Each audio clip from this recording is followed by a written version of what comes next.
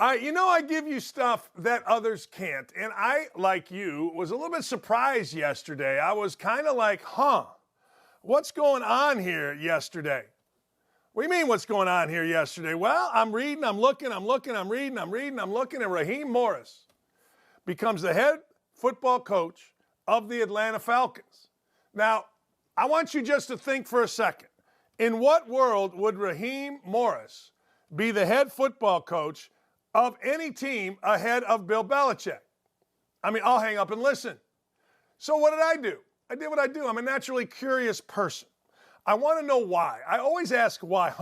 What? Why?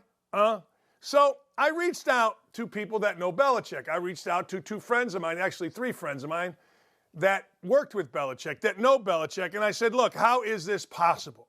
How is this possible? How is this something that can happen if, in fact, Bill Belichick wanted the job? And here's the rub. Listen to this. This is what I was told. I respect Bill. Make no mistake about that. He's not for everyone. He will not take a job if he doesn't, listen to this, have total, and I mean total, control of everything. His personality borders on toxic. But when he's winning, it's tolerable. When he's not, it's intolerable. And what owner wants that in this day and age? I do think the narrative is he hasn't been worth a damn in 4 years. Dan, I've told you, he's not for everyone. Plus, the majority of these owners today have no friggin' idea what it really takes and live for today's hot ticket. On one hand, it's surprising about Belichick. This is from another friend of mine. But on another hand, it's not. His problem is he's really struggled with personnel. And the personnel at New England wasn't worth a shit. Quarterback stinks, no skill player around him. Decision a year ago to go with Patricia and Judge on offense was a disaster. And the NFL is about this minute. That's pretty good. That's really good. And that says it. Both sides of it. Belichick wants complete control. And this isn't from some, guy on Dominic Foxworthy or some guy, celebrating that an African-American got hired over Bill Belichick. This is real stuff. These are people that have been on the headphones with Belichick, Saban, all on the staffs together, worked together for years. These are people that know him inside and out, knew Gruden inside and out. These are football people. And the idea of Raheem Morris, who you see right there, becoming the head coach, well, a lot of it is he, by all accounts, killed it in the interview process. People forget there's two sides to things here. Actually, there's three sides. There's your interview. There's the response to your interview by the people in charge, by the people doing the hiring. And then there's another candidate's interview and the response there to that interview by the people in charge. So really, most jobs come down to two people. They do. Most come down to two. You interview a wide and you come down to two people and you want to bring them all in, and that's fine. But the fact of the matter is, Bill Belichick may have been great, but he's not for everyone. Bill Belichick may have wanted too much. Bill Belichick may have wanted to run everything. And if you're Arthur Blank, or you're the owner, or you're the group, and in the group I mean the owner, the general manager, all the scouts, the personnel people, that's your group. That's your core group of football people. And maybe you're like, look, Bill, we love you. We know you're the GOAT. You got more rings than we got sense. But I can't give everything to you based on your track record the last 4 years. Period. And that makes sense to me. That makes total sense to me. I mean, it's not like he is looking for a job because he got sideways with management and was so good at the job that he just wanted a new challenge. No, he got sideways with management because he wasn't good enough in the last 4 years without Tom Brady. It's that simple. So now, to all of a sudden take on Bill Belichick means you're taking on his distant past. 4 years, long time in coaching. So that's why Belichick didn't get the job, and he lost it to a guy whose record is 21-38. 3-13, 10-6, 4-12. That's 17-31 in Tampa Bay. With Atlanta, he went 4-7. You want to know why he lost? There's why he lost. You want to know why the Atlanta Falcons are going to remain the Atlanta Falcons? That's also why. Now, contrast this with the beloved Colts here. Think about the Colts. So the Colts, teams are getting rid of guys. Toughness wins. And I want to, before I get into what the Colts did, I want to get into these 4 teams real quick. I'm going to get into the other hires very quickly, but hang with me for 1 second. So when you look at the Chiefs, you think of, well, Taylor Swift, you think of Kelsey catching touchdowns. No, you think of a defense that only gave up 30 points a game never this year during the regular season. But I want you to think about it from this standpoint. Yes, that's a cute number. But what that number really means is that at some point in the game, at some point, the Chiefs are going to kick your ass. That's toughness. Don't even question me about the Ravens. Don't even ask me about the Ravens. The Ravens have always been tough. The Ravens and the Steelers are the game of the week every time they play in my world. I don't care who the Colts are playing. The 49ers, John Lynch, built his life on being tough. Their defense, their offense, Deebo Samuels, and they better have Deebo Samuels back if they want to win 0-5 without him, at least against the spread. But this is built on toughness. When John Lynch came there, he built a survival team. What do I mean by that? He built a team that can survive injury to quarterback. Think about that. Why? Toughness. That's it. Toughness. I mean, I hate to say it as clear as I can say it, but they go to the Super Bowl if the guy who played safety against the Rams, Dart, could catch a ball in the middle of the field with about a half of a quarter to go. Toughness. Simple toughness. What are the Lions? For the first time ever, they have an identity. They're going to bite your kneecaps. They don't care if you're a one-legged man in an ass-kicking contest or whatever the hell Dan Campbell says, and it's awesome. They're going to fight you. I'm telling you, all 4 of these teams are built on no excuses, toughness. Compare that with what we have here in Indianapolis. We had toughness. We had Ryan Grigson. We won all the time, and we went the other way. We overcorrected. Now we're going into year 9 of Chris Ballard. Well, they did. They did fire 2 entry-level guys and kept a defensive coordinator that was 28th in points 2 years in a row, 24th in total defense. Toughness matters. So it leads me to the next guys up. Next man up. Who are the next men up here for the NFL? Who are they? Who's next up? Well, next up, let's look and let's use the idea that toughness wins. Now, do you think Daniel McDaniel, whatever the hell his name is, the guy in Miami, do you think he really sells toughness? I don't. So now we got head coaches. All right, we got head coaches. We got Dave Canales, the offensive coordinator of the Bucs. He's going to attempt to salvage Bryce Young. And then the Titans made it official. They went to offensive coordinator Brian Callahan. All right, going to be interesting. Sometimes tough wears out, maybe. I mean, Vrabel led the Titans through a great period, and maybe it wore out. Maybe it's not something that owners want. I don't know. But if I'm an owner and I'm looking at who's left, I want real toughness. Maybe Callahan has it. I don't know. Maybe offensive coordinators can have it. I don't know. But I do know this. One of the things that's absolutely right, if you're hiring a guy to just salvage the quarterback, then you're going about it the wrong way. You should be able to, between the pride, the guts, the coaching, the money spent, you should be able to salvage a quarterback without having to have a head coach in there whose sole job is to salvage the quarterback. The head coach and the general manager should be in there to establish a winning culture regardless of what quarterback we have in there. Now, is that pie in the sky? Of course. But you know who does it? Jimmy Garoppolo, Brock Purdy. You know what I'm saying? Hell, they'd probably win with Sam Darnold at quarterback.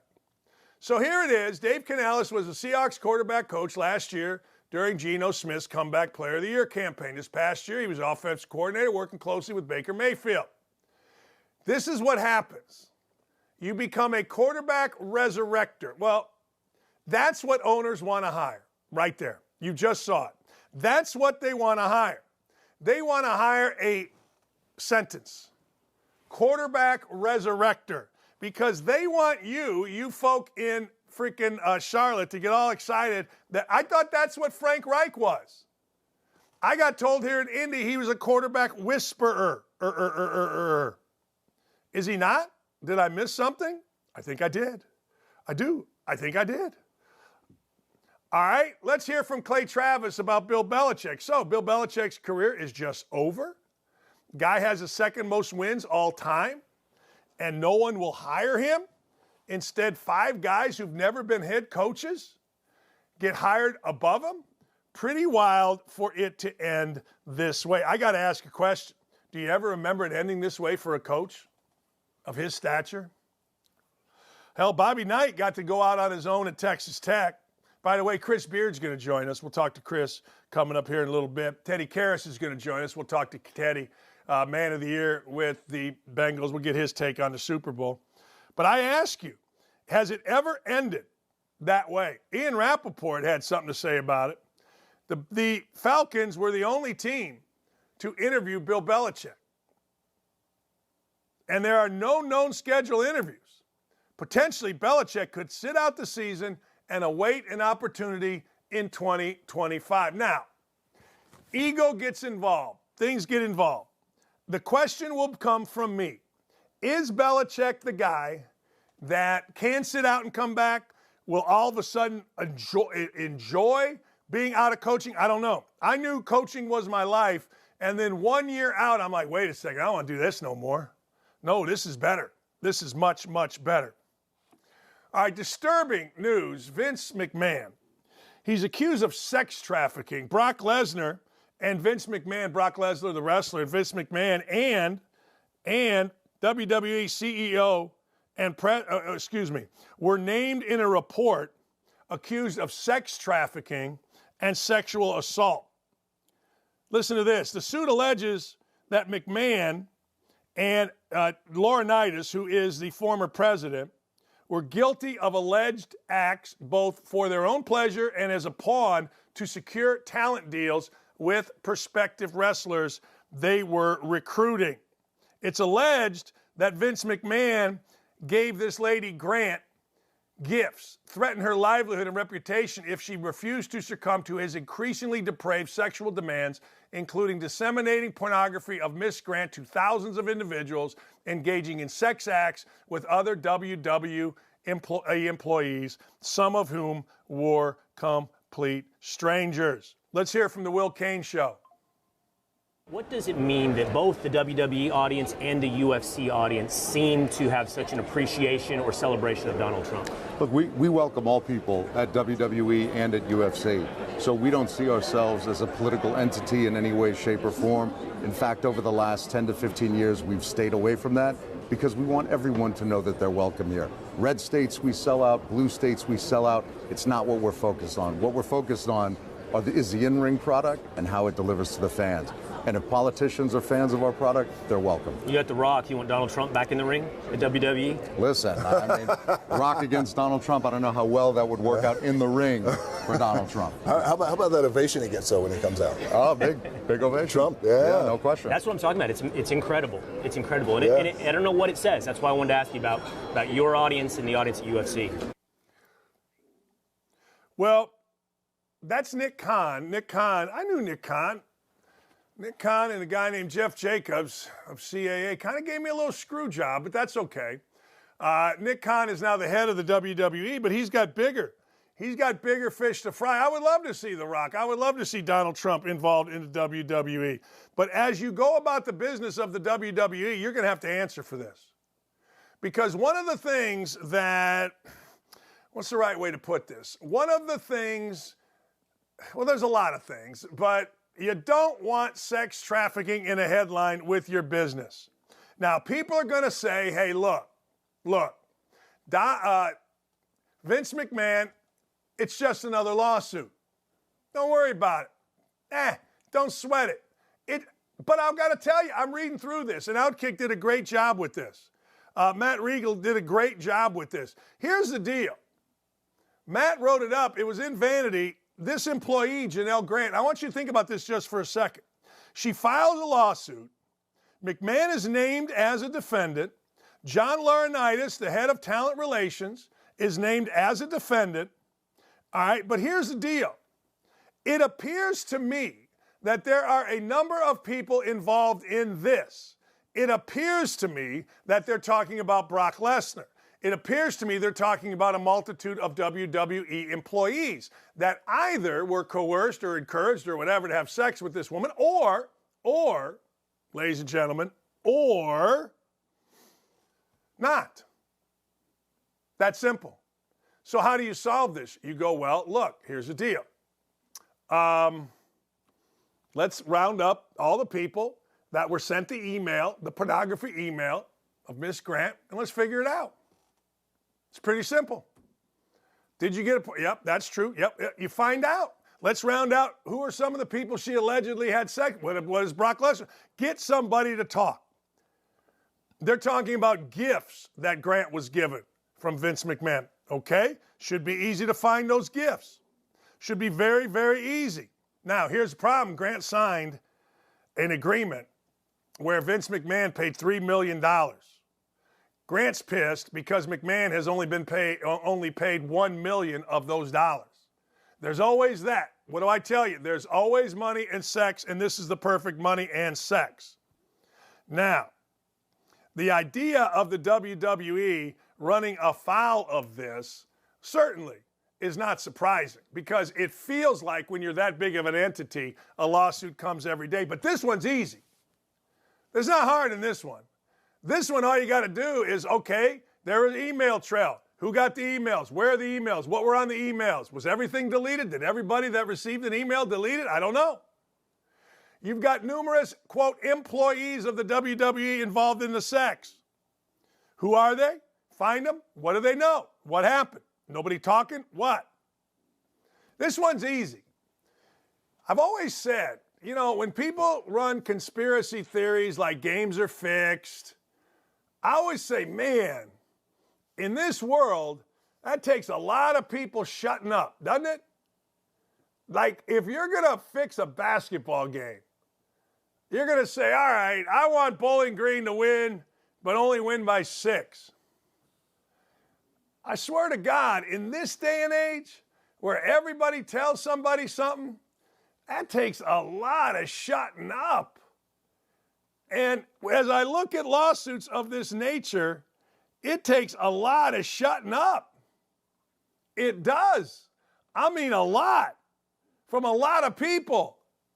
Or it's going to be a lot of talking, and McMahon's going to have himself a serious problem. It singles out McMahon as having repeatedly used sex toys named after other WWE employees, wrestlers, performers to sexually groom Miss Grant for trafficking to those people. Who are the people? What'd they do? Get someone to talk, and let's rock and roll. It ain't that hard. It is that hard because nobody really wants to talk. In a world where everybody wants to talk, it is amazing that in some cases, nobody, and I mean nobody, wants to talk. But somebody's going to talk in this. And that's what's going to happen. That's going to happen, period. All right? Hey, let's go back to that Will Kane. I got it out of sorts. Speaking of WWE, this is Nick Khan talking about Donald Trump. Talking about Donald Trump getting in the ring with The Rock. Come on, WWE. We're not doing this. Let's hear it. What does it mean that both the WWE audience and the UFC audience seem to have such an appreciation or celebration of Donald Trump? Look, we welcome all people at WWE and at UFC. So we don't see ourselves as a political entity in any way, shape, or form. In fact, over the last 10 to 15 years, we've stayed away from that because we want everyone to know that they're welcome here. Red states, we sell out. Blue states, we sell out. It's not what we're focused on. What we're focused on is the in-ring product and how it delivers to the fans. And if politicians are fans of our product, they're welcome. You got The Rock. You want Donald Trump back in the ring at WWE? Listen, I mean, Rock against Donald Trump, I don't know how well that would work out in the ring for Donald Trump. How about that ovation he gets when he comes out? Oh, big ovation. Trump, yeah. No question. That's what I'm talking about. It's incredible. It's incredible. And I don't know what it says. That's why I wanted to ask you about your audience and the audience at UFC. There you go. Do you think Trump's going to win? Do you think Trump's going to win? Do you think it's possible for Trump to win? Like 84 million people did not vote for that guy. Well, I'm sorry, they didn't. Do you think Trump's going to win? I don't know. My fear is he's the most popular guy. He's the best guy. You've heard people come on this show, whether it's Tommy Tuberville or Vivek or whoever, and they say, look, we're battling for our country now. You think people will be smart enough to see that, or you think that'll all go to crap? I don't know. I'll tell you one thing that is in real danger of going to crap, because this is not going away. We've seen it in Iowa with football players and wrestlers. College kids gambling. This ain't going away. And they're going to be a lot of people have a lot of trouble. The latest is, and again, I digress for just a minute. What do I always tell you? I always tell you it's always the same people, don't I? Kayshon Boutte was a wide receiver at LSU. He's now with the with the New England Patriots. Listen to this. Boutte, under a fake name because he wasn't 21, decided it was going to be a good idea to fake his name and sports gamble. Okay, Boutte. Boutte's also the guy that, for whatever the reason, caused a pain in the ass, was a pain in the ass, couldn't stand Brian Kelly, made it difficult on Brian Kelly, blah, blah, blah, blah, blah. Okay, Boutte. Well, guess what? Listen to this. So Boutte did over 8,900 bets. 8,900 bets in 2022 and 2023, according to the Louisiana State Police news release yesterday. He bet on 17 college football games, including 6 LSU games in his final season with the Tigers. There it is right there. 17 wagers made on NCAA football, wagers on LSU football between the dates of August 28, 2022 and October 9, 2023, the Warren State. 6 of the wagers were placed on LSU football, including one game where he bet on himself. The particular game, LSU Florida State, September 4, 2022. Boutte allegedly placed one bet that he would personally score at least one touchdown in the game and another that he would have at least 82.5 receiving yards. All told, 2022 and 2023 deposited a total of $132,147.53 into the account. He won a total of $556,267.50, but used most of the money to make additional bets. He withdrew $50,000 from his account. Well, at least he's good at it. The ones that he bet on himself, he did not win. But at least hey, look, I'll do it right now. I'll take 50 grand a year out and my toes will be tapping. But at least Kayshon Boutte is good. I mean, look at what he did. He turned 132,000 into 500,000. But here's your problem. Don't we want to? We just saw the WWE, and this is why the Knicks are really smart. My Knicks, Nick and Dylan, everybody who runs the show. Because they showed you WWE, and then they're showing you real sports. Here's the problem you have. You don't want college football to become WWE-like. You don't want to question the validity of the show. Meaning WWE, you see the show. You watch the show. You know what the show is. What is it? It's a show. It's a staged outcome. It's fun. You know, guys can get hurt. They're flying off. The athletic things that they do are incredible. It's amazing. All that kind of stuff. But still, it's a scripted show. We know the winner. We know the loser ahead of time. Professional football is actually starting to morph in that direction with the officiating. There is I think it's real feeling that because of Taylor Swift and Jason Kelce, that there have been, and there will continue to be, favorable calls going the way of Kelce/Swift/Chiefs. Man, you can't swing a dead cat on the internet without coming across somebody somewhere somehow that has proof that the NFL is rigged, proof that the NFL favors the Chiefs, proof that this is all about making sure that this Taylor Swift wave of 50 million people watching Kansas City Chiefs games continues on into the Super Bowl. Why? Ratings and money and advertising dollars. You can't I'm telling you, you can't. You cannot find one time where anybody, or excuse me, you can't peruse through Twitter, anywhere where somebody's not talking about it being fixed. That's the problem with gambling. People now are going to say, is what's happening out here real? Did he drop that pass because he had under 82.5?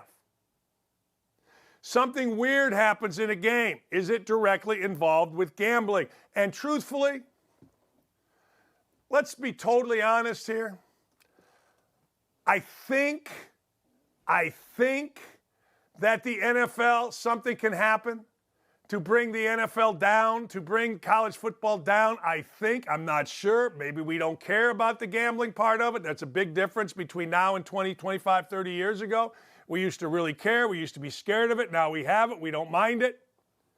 But if anything is going to bring the NFL to its knees, if anything is going to bring the NFL back to the pack, it is going to be the illusion that this is rigged. The illusion or the truth that referees are influencing the game for a team. The illusion, or maybe it's the truth, that athletes are gambling and these scores are influenced by athletes gambling. Now, you're going to say to me, man, no way. Why would you gamble when you got all that money? That's why you gamble. I hate to say it. But when you're uber competitive, like, let me ask you a question. You get to be 60 years old. You've competed your whole life. What do you have to compete in? What do you have to feel like you won something? I'll give you my three, all right?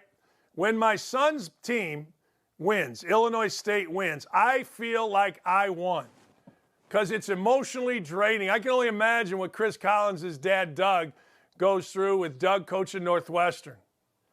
There would be a bottle next to me, and it wouldn't be full of water.